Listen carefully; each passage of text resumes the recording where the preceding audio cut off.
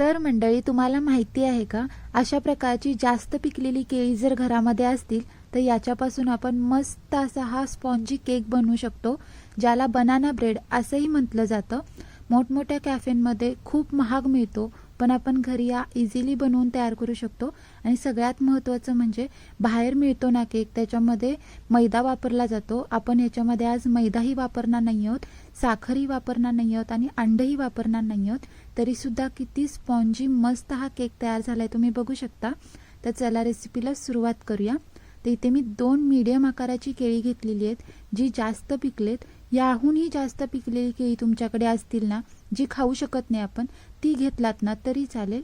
आता याचे छोटे छोटे पीस करून मी एका बाउलमध्ये ॲड करते. आता याला चांगलं मॅश करून घ्यायचं आहे आपल्याला. त्यासाठी मी एक फोक वापरणार आहे. तुम्हाला हवं तर तुम्ही मिक्सरमधून याला बारीक करून घेतलात ना तरी चालेल, पण पर्सनली मला असं मॅश करायला आवडतं, कारण जेव्हा आपण असं मॅश करतो ना तेव्हा केळ्याचे छोटे छोटे चंक्स आहेत ना ते तसेच राहतात आणि ब्रेडमध्ये खूप छान लागतात. त्यामुळे असं मॅश करून घेतलात ना तरी चालेल. अगदी 2 मिनिटांमध्ये असे मॅश होतात. आणि बघू शकता याची मस्त अशी पेस्ट तयार झाली. 30 सेकंदासारखे आपल्याला याला छान असं फेटून घ्यायचं आहे, म्हणजे मस्त असं ते फ्लफी होतं. आता याच्यामध्ये आपल्याला महत्त्वाची गोष्ट लागणार आहे, ती म्हणजे मेजरिंग कप. कारण कोणताही केक बनवताना मेजरिंग कप खूप महत्त्वाचे आहेत. माप जर चुकलं तर पूर्ण रेसिपी चुकू शकते. आणि सर्वात आधी आपल्याला काही गोष्ट करायची आहे, ती म्हणजे टीन प्रिपेअर करायचं आहे आणि प्रीहीटला भांडं ठेवायचं आहे. तुमच्याकडे ओव्हन असेल त्याच्यामध्ये बेक केलात तरी चालेल, पण प्रत्येकाकडेच ओव्हन नसतो, त्यामुळे मी ते भांड्यामध्ये बेक करून दाखवणार आहे. इथे जे आपण भांडं घेतलं होतं, म्हणजे टीन घेतलं होतं ना, त्याच्या आकाराने मी ते राऊंड शेपमध्ये बटर पेपर आहे तो कट करून घेतला. आता आपल्याला टीनला आतून मस्त असं तेल लावून घ्यायचं आहे. ब्रशच्या मदतीने मी पूर्ण टीनला आतमधून तेल लावून घेतलं आहे. जे आपण जेवणासाठी वापरतो ना ते तेल लावून घेतलेलं आहे मी. आता याच्यामध्ये सिंपली बटर पेपर ठेवून आपल्याला टीन आहे ते बाजूला ठेवायचं आहे. आपण याला लास्टला वापरणार आहोत. आता अशा प्रकारचं मोठं भांडं माझ्याकडे होतं, तर त्याच्यामध्ये अशा प्रकारचं स्टँड ठेवलं आहे मी. आणि ह्या भांड्याचंच झाकण माझ्याकडे होतं, त्याला जो होल असतो तो फॉईल पेपरनी पॅक करून घेतला आहे, म्हणजे हवा बाहेर जात नाही. आणि आपलं हे भांडं आहे ते तयार झालेलं आहे. मी आता गॅस लावून हे असंच ठेवते प्रीहीट होण्यासाठी बारीक गॅसवरती, कारण भांडं 10 मिनटं प्रीहीट होणं खूप गरजेचं आहे. आता जे केळं मॅश करून ठेवलं होतं त्याच्यामध्ये 1/3 मी ते तेल घेतलेलं आहे आणि त्याच कपाने 1/3 दही घेतलेलं आहे. म्हणजे दही चांगलं फेटून घ्यायचं आणि फ्रेश असलं पाहिजे. तेल आहे ते सुद्धा रिफाईंड घ्यायचं आहे. आता याच्यामध्ये आपण जागरी पावडर घालणार आहोत. अर्धा कप आणि 1/4 कप भरून मी इथे जागरी पावडर घालते, म्हणजे एकूण पाऊण कप आपल्याला इथे जागरी पावडर घालायची. जर तुमच्याकडे ही नसेल तर तुम्ही याच्याऐवजी साखर वापरलात तरी चालेल, प्रमाण सेमच राहील. आता आपल्याला याला छान असं मिक्स करून घ्यायचं आहे. अगदी तेल असू दे दही असू दे सगळं छान एकजीव होणं खूप गरजेचं आहे. 2 ते 3 मिनिट आपल्याला मस्त याला फेटून घ्यायचं आहे. आता याच्यामध्ये सगळे पावडर इन्ग्रेडियंट्स जाणार. त्यासाठी आपल्याला एक चाळणी घ्यायची आहे, कारण सगळे पावडर इन्ग्रेडियंट्स आहेत ना ते असे चाळून घेणं खूप गरजेचं आहे. आता इथे मी 1 कप भरून गव्हाचं पीठ घेतलेलं आहे, जे नॉर्मल चपातीचं असतं ना ते. आणि पुन्हा त्याच कपाचा जो अर्धा कप असतो तो भरून मी, म्हणजे एकूण 1.5 कप मी ते गव्हाचं पीठ घेतलेलं आहे. आता याला अगदी बेकरीसारखी चव येण्यासाठी 2 टेबलस्पून आपल्याला कस्टर्ड पावडर घालायची आहे. कस्टर्ड पावडर जर तुमच्याकडे नसेल तर त्याऐवजी तुम्ही मिल्क पावडर घातलात ना तरी चालेल. आता याच्यामध्ये 1.5 टीस्पून बेकिंग पावडर घालायचे आणि बेकिंग सोडा आहे तो आपण लास्टला वापरणार आहोत. तो का ते मी पुढे व्हिडिओमध्ये सांगेनच. आता याच्यामध्ये 1 टीस्पून कोको पावडर घातले. ही नसेल तर तुम्ही केवडा इसेन्स, व्हॅनिला इसेन्स घातलात तरी चालेल.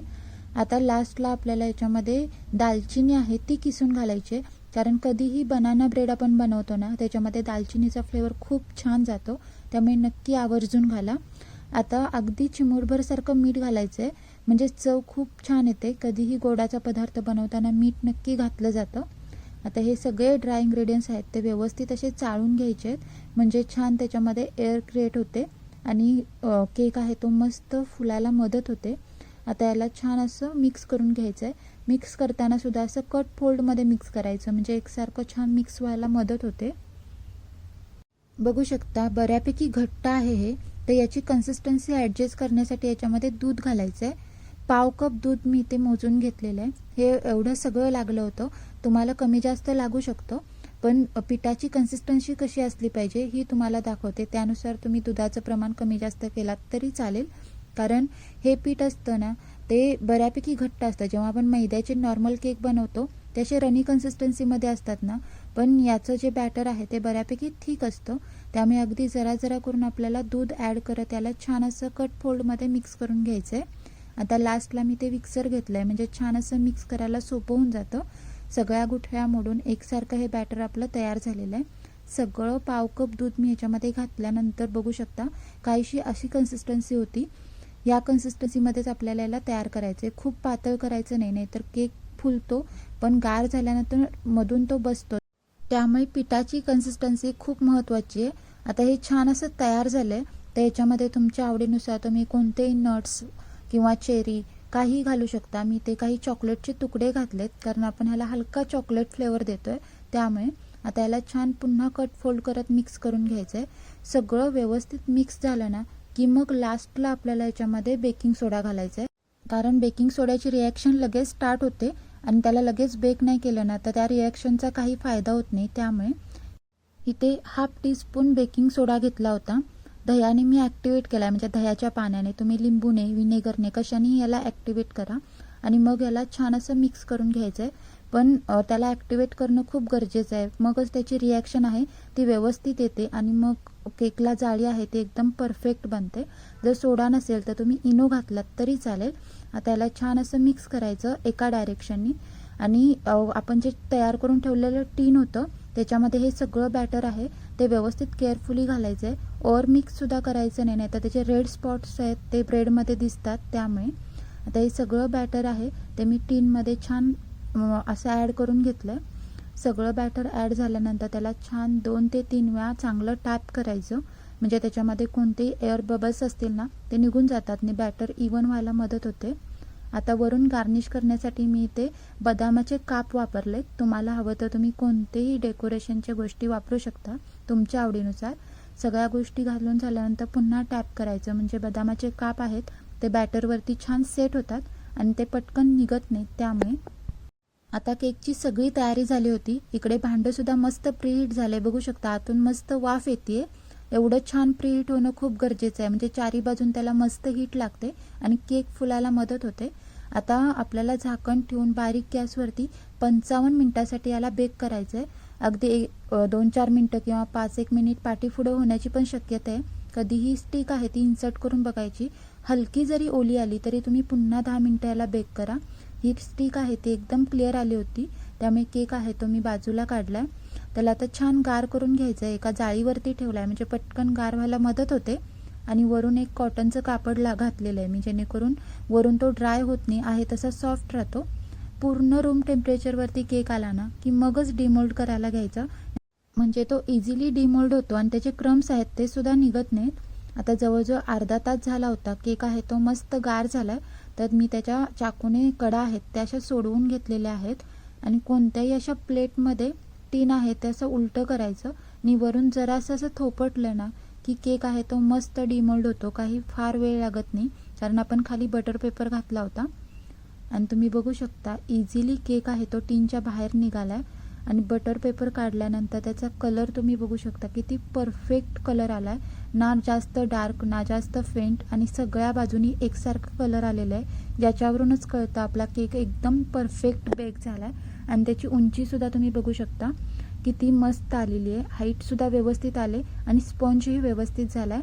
सगळ्या बाजूनी केक आपला इव्हनली बेक झालेला आहे. सगळ्या गोष्टी लक्षात ठेवून तुम्ही फॉलो केलात ना की अगदी परफेक्ट माझा जसा केक झाला आहे तसा तुमचा पहिल्या प्रयत्नात होणार, एवढं नक्की. मी आता याला कट करून दाखवते, म्हणजे आतून कसा झाला ह्याची आयडिया तुम्हाला येईल. जी म्हणजे अशी दाताची सुरी असते ना त्याने केक कट करायचा, म्हणजे त्याचे क्रम्स आहेत ते खूप सारे निघत नाहीत आणि इव्हनली केक आहे तो कट होतो. तर तुम्ही बघू शकता किती मस्त याला स्पॉन्ज आला आहे. आतमधून सुद्धा परफेक्ट हा बेक झालेला आहे. खाली जे तुम्हाला ब्लॅक साईड दिसते ना, जे आपण चॉकलेटचे तुकडे घातले होते ते मेल्ट झालेले आहेत. बाकी सगळा केक आहे तो एकदम मस्त झाला आहे. हे जे चॉकलेटचे तुकडे आहेत ते तोंडामध्ये आले ना की केक एकदम मस्त लागतो. आता मी जुगाड करून याला स्लाइसमध्ये कट करते, कारण जेव्हा आपण कॅफेमध्ये बनाना ब्रेड ऑर्डर करतो ना, तेव्हा असा स्लाइसमध्ये केक येतो. जर तुम्हाला एकदम प्रोफेशनली स्लाइसमध्ये केक कट करायचा असेल ना, तर स्लाइस केकचा टीन मिळतो, त्याच्यामध्ये तुम्ही याला बेक केलात ना तरी चालेल. पण माझ्याकडे तो नव्हता म्हणून मी मध्ये बेक केला आणि अशा जुगाड टाईपमध्ये याला स्लाइसमध्ये कट केलेलं आहे. तरीसुद्धा अगदी परफेक्ट स्लाइसमध्ये हा कट झाला आहे आणि तुम्ही बघू शकता एकदम मस्त असा हा तयार झालेला आहे. ह्या क्रिसमसला नक्की हा केक ट्राय करा. तुम्हाला जर आजची रेसिपी आवडली असेल तर रेसिपीला नक्की लाईक करा, शेअर करा. चॅनलवर नवीन असाल तर चॅनलला सबस्क्राईब करा आणि कोणताही तुमचा ह्याबद्दलचा प्रश्न असेल तर तुम्ही कमेंट करून विचारू शकता. मी नक्की सांगेन आणि पुन्हा भेटू. Bye bye.